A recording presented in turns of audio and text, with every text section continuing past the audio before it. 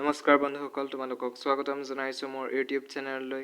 আজিৰ ভিডিঅ'টিত মই তোমালোকক নৱম শ্ৰেণীৰ সমাজ বিজ্ঞান পাঠ্যপুথিৰ ৰাজনীতি আৰু অৰ্থনীতি বিজ্ঞান খণ্ডৰ প্ৰথম খণ্ড ৰাজনীতি বিজ্ঞান খণ্ডৰ দ্বিতীয় অধ্যায় চৰকাৰৰ প্ৰকাৰ বা শ্ৰেণীবিভাগ শীৰ্ষক পাঠটিক তোমালোকক চমুকৈ বুজাবলৈ চেষ্টা কৰিম। লগতে পাঠটোৰ মাজৰ প্ৰশ্নসমূহ তোমালোকৰ লগত আলোচনা কৰিম। সেই মাজৰ প্ৰশ্নসমূহ তোমালোকে পৰীক্ষাত দেখিবলৈ পাবা। সেয়েহে আহাচোন বাৰু আজিৰ ভিডিঅ'টি আৰম্ভ কৰোঁ। পাঠটো আৰম্ভ কৰাৰ আগতে আমি প্ৰথমতে চাব লাগিব যে পাঠটোত কি কি বিষয় আমাক আলোচনা কৰিবলৈ দিয়া হৈছে। তাতে আছে যে পৃথিৱীত কি কি ধৰণৰ চৰকাৰ আছে। দ্বিতীয়তে আছে সংসদীয় পদ্ধতিৰ চৰকাৰৰ দুখ-গুণ, ৰাষ্ট্ৰপতীয় চৰকাৰ ইয়াৰ দুখ-গুণ, এককেন্দ্ৰীয় চৰকাৰ ইয়াৰ দুখ-গুণ আৰু যুক্তৰাষ্ট্ৰীয় চৰকাৰ ইয়াৰ দুখ-গুণ। আমি এই পাঠটোত এইসমূহ বিষয় অন্তৰ্ভুক্ত কৰা আছে। এইসমূহ বিষয় আমি পঢ়িব লাগিব।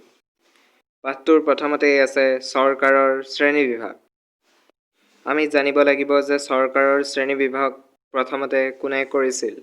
সেইটো হ'ব প্ৰাচীন গ্ৰীক দাৰ্শনিক প্লেটোৱে চৰকাৰৰ শ্ৰেণী বিভাজনৰ সূচনা কৰিছিল। প্লেটোৰ পিছত এৰিষ্টটলে চৰকাৰৰ কেইবাটাও শ্ৰেণীত বিভাজন কৰিছিল।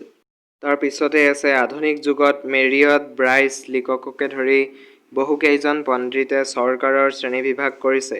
সেইবোৰৰ ভিতৰত ষ্টিফেন লিককৰ শ্ৰেণীবিভাজন আটাইতকৈ গ্ৰহণযোগ্য বুলি বিবেচিত। লিককে আধুনিক যুগৰ চৰকাৰসমূহক মূলতঃ দুভাগত ভগাইছে। সেয়া হৈছে একনায়কত্ব বা স্বৈৰতন্ত্ৰ আৰু গণতন্ত্ৰ। তাৰ পিছতে আমি জানিব লাগিব যে একনায়কত্ব কাক বোলে। তেতিয়া আমি লিখিব লাগিব যে কিছুমান দেশত এতিয়াও একোজন ব্যক্তি বা এটা ৰাজনৈতিক দলৰ একছত্ৰী শাসন চলি আছে। এনেকুৱা শাসন ব্যৱস্থাক একনায়কত্ব বোলা হয়। লগতে আছে গণতন্ত্ৰ কাক বোলে।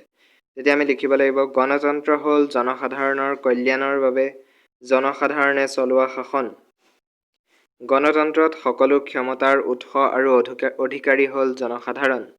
তাৰ পাছতে আমি জানিব লাগিব যে বৰ্তমান যুগত পৃথিৱীত জনপ্ৰিয় হৈ পৰা গণতান্ত্ৰিক পদ্ধতিৰ শাসন ব্যৱস্থাৰ চৰকাৰসমূহ হ'ল এককেন্দ্ৰীয় চৰকাৰ, যুক্তৰাষ্ট্ৰীয় চৰকাৰ, সংসদীয় চৰকাৰ আৰু ৰাষ্ট্ৰপতীয় চৰকাৰ। এই 4 শ্ৰেণীত ভগোৱা হৈছে। তাৰ পাছতে আছে সংসদীয় পদ্ধতিৰ চৰকাৰ। সংসদীয় পদ্ধতিৰ চৰকাৰ পঢ়িবলৈ যাওঁতে আমি জানিব লাগিব যে এই শ্ৰেণীৰ চৰকাৰ ক'ত জন্ম হৈছিল। তেতিয়া আছে যে এই শ্ৰেণীৰ চৰকাৰৰ জন্মস্থান হৈছে ইংলেণ্ড। সেইবাবে এই চৰকাৰক ৱেষ্টমিনিষ্টাৰ মডেল চৰকাৰ বুলিও কোৱা হয়। তাৰ পাছতে আহিলে সংসদীয় পদ্ধতিৰ চৰকাৰৰ বৈশিষ্ট্যসমূহ। লগতে আছে সংসদীয় পদ্ধতিৰ চৰকাৰৰ গুণ আৰু সংসদীয় পদ্ধতিৰ চৰকাৰৰ দোষ। আমি অনুশীলনীৰ প্ৰশ্ন উত্তৰসমূহত বৈশিষ্ট্য লগতে সংসদীয় পদ্ধতিৰ চৰকাৰৰ দোষ আৰু গুণসমূহ একোটা প্ৰশ্নত আমি উত্তৰসমূহ লিখিছিলোঁ। সেয়েহে এতিয়া মই তোমালোকক এই বিষয়ে বৰ্ণনা নকৰোঁ। তাৰপিছতে আহিলে আমাৰ ৰাষ্ট্ৰপতীয় চৰকাৰ। ৰাষ্ট্ৰপতীয় চৰকাৰ বুলিলে কাক বোলে। তেতিয়া আমি লিখিব লাগিব যে যি চৰকাৰত ক্ষমতাৰ পৃথকীকৰণ নীতিৰ দ্বাৰা কাৰ্যপালিকা আৰু বিধানমণ্ডল দুয়ো নিজৰ নিজৰ ক্ষেত্ৰত স্বাধীন আৰু য'ত কাৰ্যপালিকা বিধানমণ্ডলৰ ওচৰত দায়বদ্ধ নহয়, তেনে চৰকাৰকে ৰাষ্ট্ৰপতীয় চৰকাৰ বোলে। বৰ্তমান সময়ত ৰাষ্ট্ৰপতীয় চৰকাৰ অন্যতম উদাহৰণ হৈছে আমেৰিকা যুক্তৰাষ্ট্ৰৰ চৰকাৰ। তাৰ ওপৰতে আমাক চিত্ৰ সম্বলিত এখন তথ্য দিছে। সেইটো হৈছে হোৱাইট হাউচ, আমেৰিকা যুক্তৰাষ্ট্ৰৰ ৰাষ্ট্ৰপতি ভৱন। তাৰ পাছতে আহিলে ৰাষ্ট্ৰপতীয় চৰকাৰৰ বৈশিষ্ট্যসমূহ। ইয়াত তোমালোকক 6টা বৈশিষ্ট্য দি দিছে। লগতে ৰাষ্ট্ৰপতীয় চৰকাৰৰ গুণ আৰু ৰাষ্ট্ৰপতীয় চৰকাৰৰ দোষ এইসমূহো আমি অনুশীলনীৰ প্ৰশ্ন উত্তৰসমূহত আলোচনা কৰিছিলোঁ। সেয়েহে এতিয়া মই এই বিষয়ে আলোচনা বহলভাৱে নকৰোঁ। তাৰ পাছতে আহিলে আমাৰ এককেন্দ্ৰীয় চৰকাৰ। আমি জানিব লাগিব যে এককেন্দ্ৰীয় চৰকাৰ কাক বোলে। তেতিয়া আমি হয়তো ক'ব লাগিব যে যি পদ্ধতিৰ চৰকাৰত সকলো ক্ষমতা একমাত্ৰ কেন্দ্ৰীয় চৰকাৰৰ হাতত কেন্দ্ৰীভূত হৈ থাকে, অৰ্থাৎ মাত্ৰ এটা কেন্দ্ৰৰ পৰাই শাসন চলে, তেনে চৰকাৰক এককেন্দ্ৰীয় চৰকাৰ আখ্যা দিয়া হয়। এককেন্দ্ৰীয় চৰকাৰ থকা ৰাষ্ট্ৰসমূহ হৈছে Britain, France, Japan, Italy, Netherland আদি। তাৰ পাছতে আহিলে এককেন্দ্ৰীয় চৰকাৰৰ বৈশিষ্ট্যসমূহ। ইয়াত তোমালোকক 5টা বৈশিষ্ট্য দিছে। লগতে আছে এককেন্দ্ৰীয় চৰকাৰৰ গুণ আৰু এককেন্দ্ৰীয় চৰকাৰৰ দোষ। এই চৰকাৰৰ বৈশিষ্ট্যসমূহৰ লগতে গুণ আৰু দোষসমূহ তোমালোকে অনুশীলনীৰ প্ৰশ্নসমূহত লিখিছা, সেয়েহে মই এতিয়া এই বিষয়ে তোমালোকক বৰ্ণনা নিদিওঁ। তাৰ পাছতে আহিলে যুক্তৰাষ্ট্ৰীয় চৰকাৰ। ইয়াতে এটা ইম্পৰ্টেণ্ট প্ৰশ্ন আছে যে যুক্তৰাষ্ট্ৰৰ গৃহভূমি কাক বোলে? তেতিয়া তোমালোকে লিখিব লাগিব যে আমেৰিকা যুক্তৰাষ্ট্ৰক যুক্তৰাষ্ট্ৰৰ গৃহভূমি বুলি কোৱা হয়।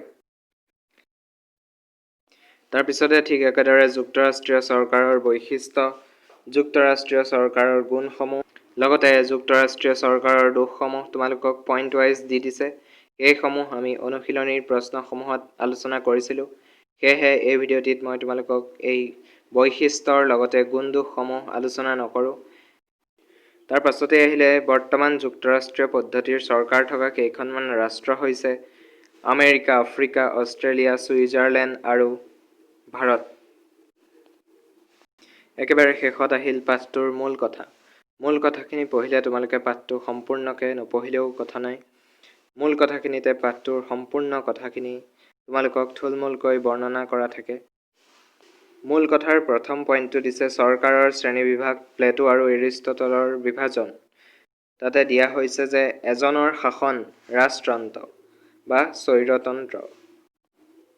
ৰাজতন্ত্ৰ বুলি ক'লে আমি জানো যে এজন ৰজা আৰু তেওঁ দেশৰ সকলোখিনি প্ৰজাক শাসনত ৰাখে। এই ব্যৱস্থাটো পুৰণি কালতে আছিলে, কিন্তু বৰ্তমান সময়ত এই ব্যৱস্থা অৱনতি ঘটিছে।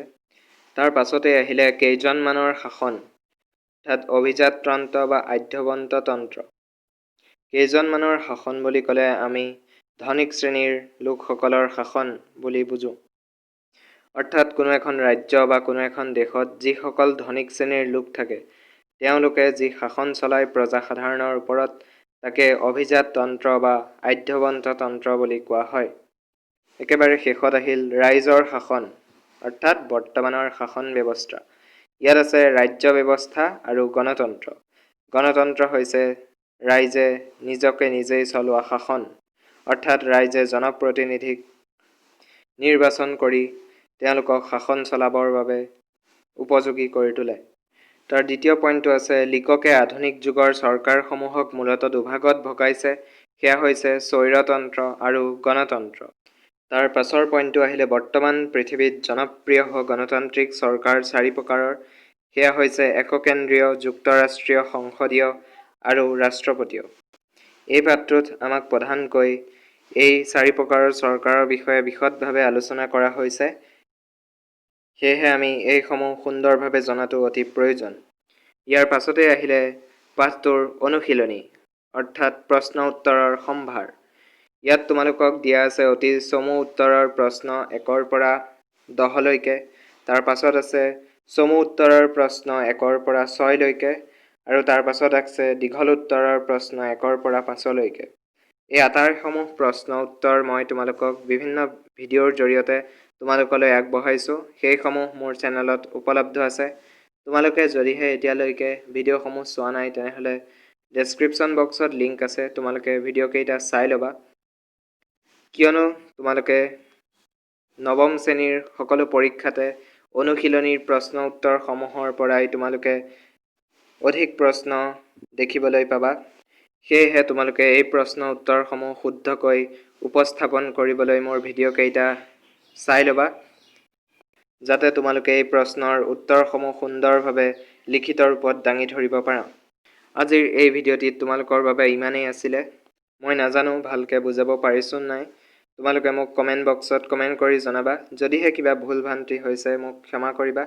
লগতে হোৱা ভুলসমূহ তোমালোকে মোক কমেণ্ট কৰি জনাবা, যাতে পিছলৈ এই ভুলসমূহ মই শুদ্ধ কৰিব পাৰোঁ। আৰু যদিহে ভিডিঅ'টি ভাল পালা, তেনেহ'লে ভিডিঅ'টিত লাইক কৰিবা।